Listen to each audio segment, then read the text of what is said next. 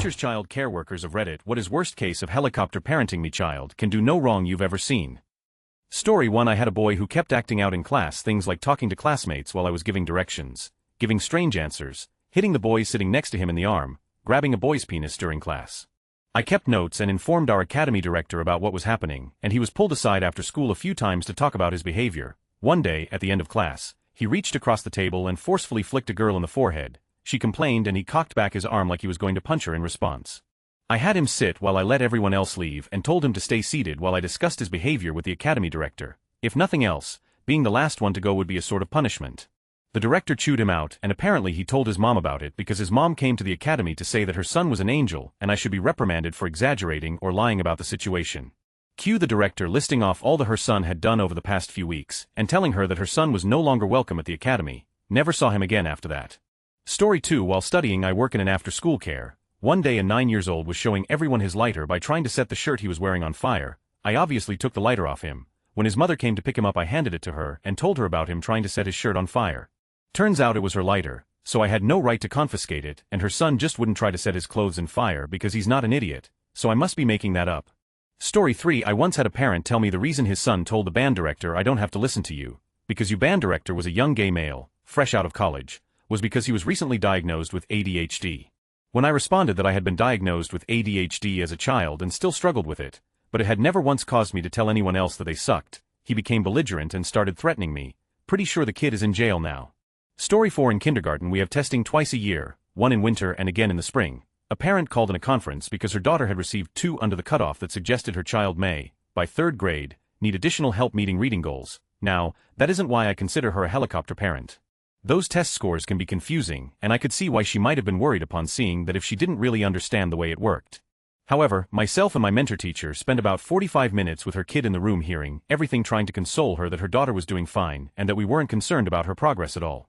We told her she interacts well with her peers, feels confident and comfortable reading, and that these tests aren't a good way to showcase understanding, especially for a 5-year-old. The mother revealed that she makes her daughter do over 30 minutes of homework every night and won't even let her walk downstairs without reciting all of her weekly spelling words. Other stuff too, but basically the mom was putting unreasonable pressure on this 5-year-old girl, like planning college and thinking years ahead. Just relax, your kid is 5, if we have any concerns, trust me, you would know, don't burn your kid out this early in their education. Story 5. I had a 3rd grade student whose mother felt that I favored other students over her son. She would call me and yell at me about not treating him fairly and lying. She snuck past the office a few times to come into the classroom to watch me teach, which of course is illegal, and I'd have to call the office. She'd tell me and the principal that she was trying to catch me in the act of being dishonest. Of course my principal always defended me and dealt with the parent. As a final straw, the mother bought a watch with a voice recorder in it and the boy wore it to school. He yelled out in the middle of class suddenly, "I'm secretly recording you and you won't teach here for much longer." An 8-year-old. Of course the watch was confiscated and the child was moved into a different classroom, though the school district could have legally moved him into another. But the mother still never backed down, and the next teacher had similar issues. Story 6. Before uni started we used to hold activities for first-year students. Frosh Week for Canadians. Reading this, nothing educational, but always good fun, had a student show up with his mother, and she questioned everything we were doing and how it will relate to her son's studies. It didn't. We were very clear that it was all for building relationships and a bit of pre-study enjoyment. It was also a chance to meet older students and get an idea of uni life. She was having none of it. She wanted to speak with the head of department and file an official complaint about these activities. Clearly having fun was not part of an education. The second day she came again, and triumphantly said the dean is coming to talk to us. The dean did come, gave us a pep talk and said how much he enjoyed this time of the year, chugged a beer and told us to join him in the local pub later on. She was speechless and left in a huff, dragging her son by the hand. Neither showed up for the rest of the week. Story 7. Music teacher here. I had a heli mom of one of my guitar students sit in on him during his first lesson. She was sitting right by him, shoulder to shoulder. As I was talking about various things like how to hold the guitar and how to shape your hands and fingers around the neck, she would grab his hand and do it for him, every single time. For everything, time to strum some chords, mom did that for him too. Can't get the fret hand to squeeze hard enough to make the strings ring. She pressed his fingers for him. He cried out at that, and that's when I stopped and told her she had to let him do it on his own. All I got for that was a sharp look and a fine then.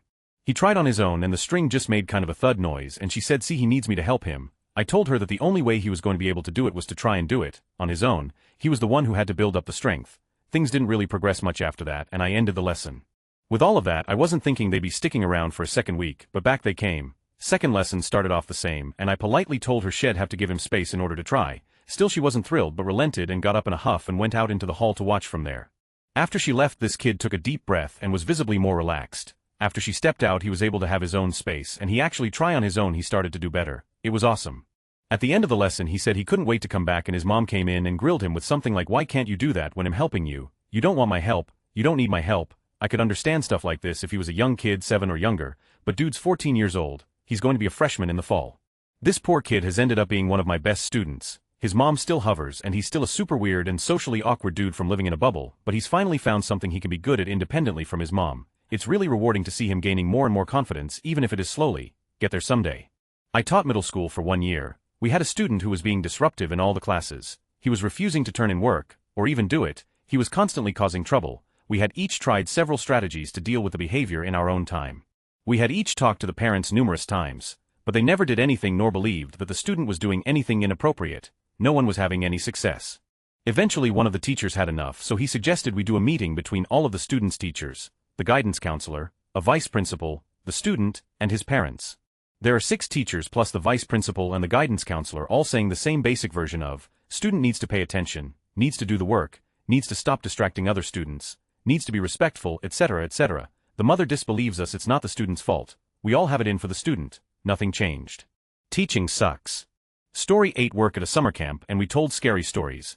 One of the boys in the camp couldn't sleep for the whole week because of some of the stories, so his mom demanded the scary stories be banned, otherwise she would basically badmouth our programs.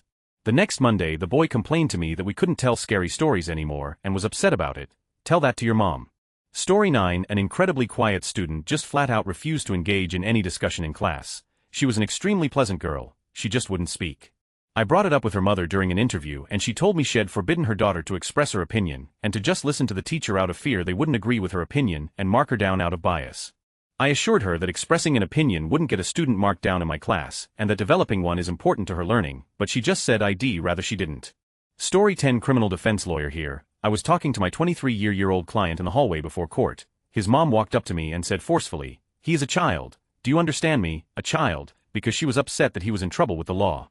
Story 11. Less helicopter parent. More. My child is innocent and a scam. My mom was kicked out of work temporarily from her underprivileged school until this case was settled. A kindergartner had just gotten her ears pierced, and she took the earrings out in class because they hurt.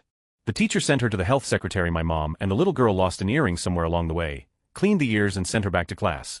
Mother of the child sued my mom and filed a case with the school because I guess the earrings were solid gold and diamond. I guess that's what Claire's pierced with. Seems legit. Tried to accuse my mom of stealing the earring.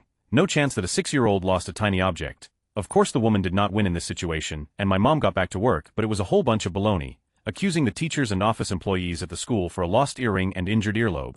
Story 12. I wasn't a teacher, but I did have a brief stint as a cheerleading coach. Kid gives an attitude about doing literally anything, won't follow any instruction, and usually either sasses me or sits on her phone. Additionally, kid skips practice to snort Xanax and put it on her Snapchat. Okay. I told her that if she wasn't interested in participating, she can sit in the stands Friday night instead. Kid proceeds to go to bathroom and calls mother. It's not like I can actually take away their phones. Try dealing with parents on that. Mother drives from work 30 minutes to scream at me for almost an hour. Apparently it is my fault. Her child is the best on the team and I am clearly targeting her. She says I have destroyed her confidence and am jealous of her talent. She can do whatever she wants if she's the best on the squad. Okay lady, I stopped coaching after that year. Story 13. While I was student teaching, I had a student and his mom was the art teacher. The student was a straight up, would cheat on any assignment, belittle classmates, etc. Anytime the student got in trouble or called out, he would run to his mom, the art teacher, and she would fight for him. All the teachers in the schools were afraid of her since she has been in the district for a long time and was thought to do no wrong by the administration. The student ended up plagiarizing an essay in class. I gave the student a 0 as it was stated in the assignment sheet that all plagiarism would be an automatic 0 and all broke loose. Meetings with the principal were set up. Mom would come in during my plan period and rip my for failing her kid, and the student would come fake crying to class the work. The essay was a large portion of the grade and would mean he would fail the class. After about 2 weeks of the mom coming in, I finally told her if he turned a new essay into me by the end of week, he could get 50 credit on it, would move his grade to a D if he got a 100. The student comes waltzing into class on Friday and hands me his essay. After quickly scanning the essay, it just seemed off. After a quick Google search, the student took the entire Wikipedia page and copied it for his essay. After school, I went down to the art room to talk to the mom. I still remember the conversation like it was yesterday. Me did a great job on his essay. Mom, great. He was locked up in his room all week working on it. Me, when I looked at his paper, I did notice there was an odd section though. Mom, what do you mean? Me, this section has a superscript number on it and I don't see where he cited it. Mom, that is odd. I'll ask him about it. Me pulls out the printed Wikipedia page over his topic that is word for word. Here is the Wikipedia page over his topic if you want to look at. Mom scanning over both, and her face turns ghost white. Will he be able to make this up? Me with a look of disbelief on my face. No. The student ended up getting suspended and Mom tried to fight the suspension. She even went as far to look into the legitimacy of the grade since a student teacher taught the course. All in all, the mom is no longer a teacher in the district and the kid is in jail for selling drugs. The rest of the staff loved me for standing up to her and her so. Okay, two great stories. One, happened in 2006. A parent who volunteered in her child's classroom just to videotape her child all day, every day. She threatened to sue if we did not allow her to. She did this all through elementary. It ended in middle school when they told her no. She stood outside the fence and videotaped him at PE. Someone saw this and called the police. She pulled her kid and home-schooled him too. Happened to a brother and sister I went to high school with. The son was socially awkward, tall and a little round. He was in high school for only a year by himself, but his mom was present at every band function we had. She even tried to come to every practice, even the ones from 9 a.m. to 9 p.m. But then she decided that her 7th grade daughter was going to skip the 8th grade so she could enter high school early. Now she had 2 kids, she was always at school, even stopping by to lunch with them. It was so sad, the kids were miserable. Then she had her daughter slip the 11th grade, literally appealing to the school board, threatening legal action if they held back her child from her destiny. So now she has both kids in the same grade, they graduate together, mom enrolls them in community college together, in the same classes, with her, so she is now going to classes with them. She never actually passes the classes but she wants to be with them so that the professors know she is watching. Since she is a student there are no grounds for having her removed. The kids get ready to transfer to the local university. They are done with mom. She tries to sit in on classes but that is a big no from day one. They diverge in interests so they get their own majors. Then they go nuts with classes, appealing to admin to take a huge load of credits. They are in school all day every day they can. How I met up with them again was weird. I was working on campus and closed the library one night. I found them bedding down for the night in their old station wagon in the parking lot. I offered to let them stay overnight with me. They came to my house and told the tale. Last I heard the daughter dropped out and went into the medical field.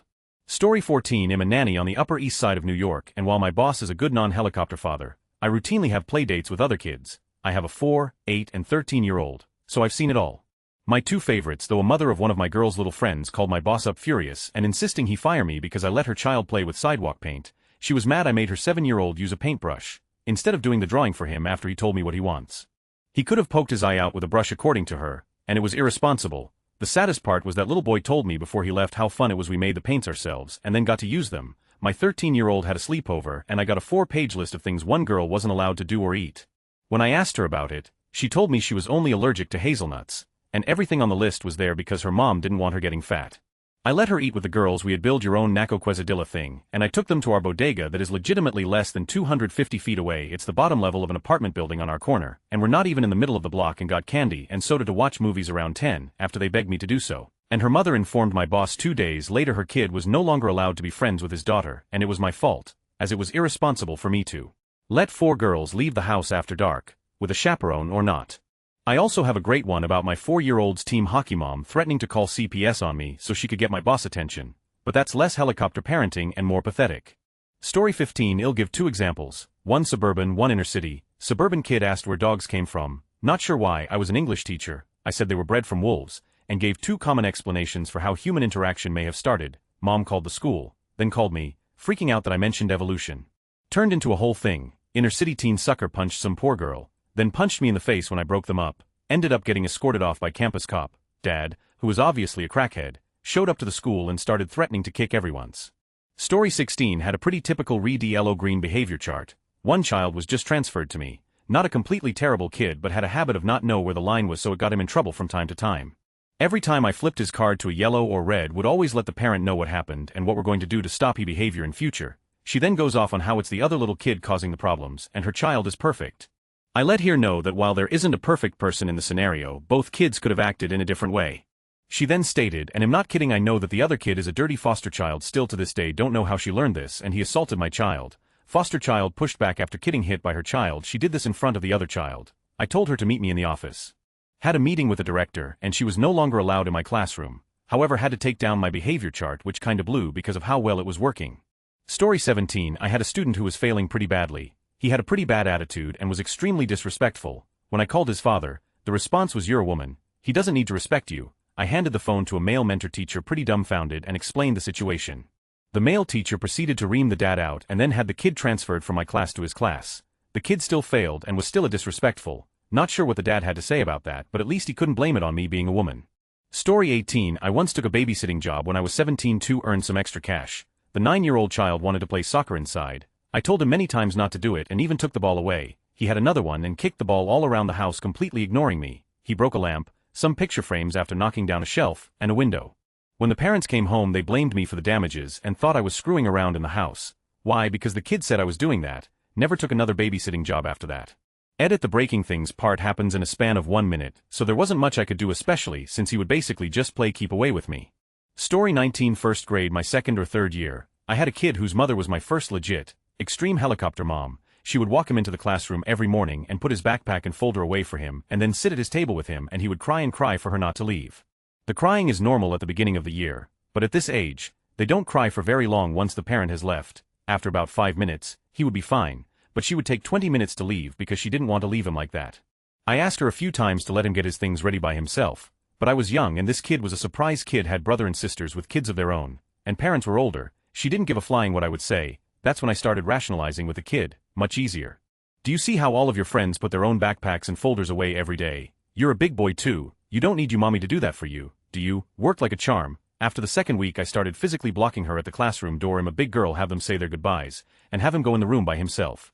The first time this happened, he snatched the backpack from her and said, "I can do it. I'm a big boy." She was pissed. One morning during the third or fourth week, I had a meeting and it wasn't over before school started. The person covering my class didn't know to block her and she let crazy mom in.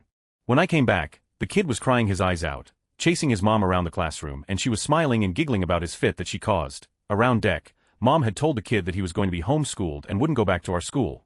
When she dropped him off the next day, he cried and we could not console the poor kid. She left him at the door and smiled at me because he was so upset when she left. After a few hours, he had finally calmed down enough to tell us the problem. My mom said I was going to go to school at home and I wouldn't have to come here today, but she lied. She told him she was going to homeschool him so that he would cry when she left him at public school. WTF. He had one friend in the class, super sweet boy who would play with anyone. The crazy mom kid would punch other kids if they got in the swing next to his friend. No one else was allowed to swing next to him. Crazy mom called me and asked if I could just let them two play inside alone so her kid could have him all to himself, not in those exact words, but that's what she was asking. Nope, not an option. Cut to April and we had a zoo field trip. Our whole class had our lunches in a cooler that was in the bus in the zoo parking lot. Except his and his mom's. She insisted that she carry theirs and she doesn't want them in the cooler. Whatever, we had a meeting time and place for lunch because parent chaperones took small groups of kids around. We didn't stay in one big group, had to wait about 10 minutes for a very nice dad to fetch the cooler with the lunches. Perfect. Waited on the stragglers and let kids use restroom and wash hands while waiting. During this time, kid comes up to me and asks if I have a knife to peel his apple. Yeah, I always bring a knife to the zoo. No, the kind of knife you need to peel an apple isn't allowed in the zoo. Just eat it with the peel on, you'll be fine. He walks away. Lunches get to us and I make sure everyone is eating and accounted for. Come to crazy mom who is peeling her kid's apple with her CR key. What? When she saw me walking up she said, "It's better to eat the peel separately, it's healthier with that smile." I say, "I hope you sanitized the key before you started. Otherwise, it won't be healthy at all." Then I returned the same smile. At this point, she hands the apple to the kid and he said he didn't want it. She was flabbergasted. "Why not? I just spent 20 minutes peeling it for you," he said. "That's gross. You used a car key," and walked away to play with his friends. There are more stories about this parent from other teachers as he moved through the school. She once snuck into the school to get a picture of him taking his first standardized test. This was literally against the law in TX photographs during state testing, and they had to contact the testing officials and fill out tons of paperwork, and our school had to reschedule the testing dates. All because crazy mom wanted a picture of her baby taking his first test for his scrapbook. Didn't mean for this to be so long, sorry. That mom still pisses me off when I think about her and how she effed up her kid's life. TLDR. Crazy mom wanted her kid to cry every day when she left him at school, and when he didn't cry anymore, she would lie to him to get him to cry for her not to leave.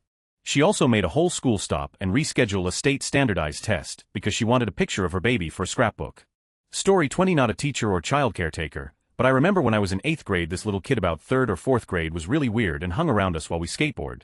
One day he decided to come up after I fell and just hump me. I was obviously mad and told him to go away and he didn't. Well, I fell another time and he humped me again. I was livid. I told him if he doesn't go away he'll tell his parents. Then he just walked up to me while I was sitting on the bench and humped me again. I told him I'm going to tell your parents. And he bolts inside his house closing everything. All the guys and I were fed up too, so I decided to go to walk to his house and knock on his door. No one answered for about a minute, then both his mom and dad was a cop come out. I told him what he did. Well, his mom completely ignores what I say, and then explains, well, he said you punched him multiple times. Mind you, I did not punch this kid, but I did push him off twice when I fell, and pushed him away from me when I was on the bench. Not one of the times did he fall or stumble, I just gave a simple push. She continues to berate me, saying I'm a child beater, and then the dad chimes in and says he should arrest me. Well, of course I start crying because I'm scared. I again reiterated that I never hit him, I simply pushed him because of his unacceptable behavior. Then they tell me how he has ADHD and was just acting out. I say, well, I was diagnosed with ADD a couple years ago and it's never made me doing anything like what he did. Then the dad screams, if you don't get off my lawn I'm going to arrest you, and starts walking towards his cop car. All of us run away as fast as we can and I run home. Well, after a while my dad gets home and I tell him all of this. So he calls his buddy who's the guy's superior and tells him what happens. Apparently the dad was going to get a promotion, but they just kept him as is. He got suspended from the police force for a couple weeks, and got kicked off the neighborhood board members committee. They suspended him on unlawful use of power or something like that. He came up to my house and personally apologized. Put his house up for sale but took it off because it never sold. They're still there and the kid is still as up today. Story 21. One-on-one aid for a student in public school. Kid has Down, so he's a preteen but obviously is at a lower level with schoolwork, has socialization issues. Unfortunately, kid also has hit puberty hard, has major anger issues in addition to acting frustrated a lot. He's tried to grab males females in a nature, has gotten violent with multiple students, has physically grabbed me female on more than one occasion. When he's told no or that it's inappropriate to react that way, he either throws something or screams in your face. Oh, he's tried to masturbate in multiple classes, which resulted in him having to leave one classroom because the other students, who were not special education students, were understandably uncomfortable with his actions. Mom insists he is not aware of his actions, that she's talked with him, he won't do it again. This is what she says after every incident. Without fail it continues. The violence alone could get him suspended as he has shown that he's cognitively aware of his actions, the consequences, but parents are high-profile persons in the community. Also, I've watched the kid grab his mom's breasts, hump her leg, she just waves it away with, oh, he's just a little excited, you know, like one does with a dog. Story 22. Late to the post, but I'm a high school counselor. Last year I had this student who was a total sweetheart but really needed intervention. This girl was a sophomore and had a grand total of 20 credits towards graduation under her belt. She should have had 90 by that point and was on track to fail 25 more that spring. She was failing miserably. Not only that, but she would be constantly ditching class and often end up in my office because there was nowhere else to go. The school has only one way in or out. I did everything in my power to help this girl and eventually was able to get a parent meeting with myself, teachers, the school psych and school administrators involved. I explained to her parents in great detail how at this point it was mathematically impossible for her to graduate from high school at that school at the rate she was failing classes. I offered continuation school that has a much higher rate of graduation for students in her situation. I desperately wanted her to get tested for special education because it was obvious she had deficiencies and could have at least gotten some legal accommodations put in place for her in order to help her. Parents just said no to everything. No to continuation school because that's where the bad kids went. No to testing because special ed had a bad stigma. No to after-school tutoring cause she's capable of doing all of this work. No to working one-on-one with the school psych to sort out her emotional issues. No to everything. I never felt so defeated and knew then that I couldn't save every kid no matter how much I wanted to. Edit words, clarification.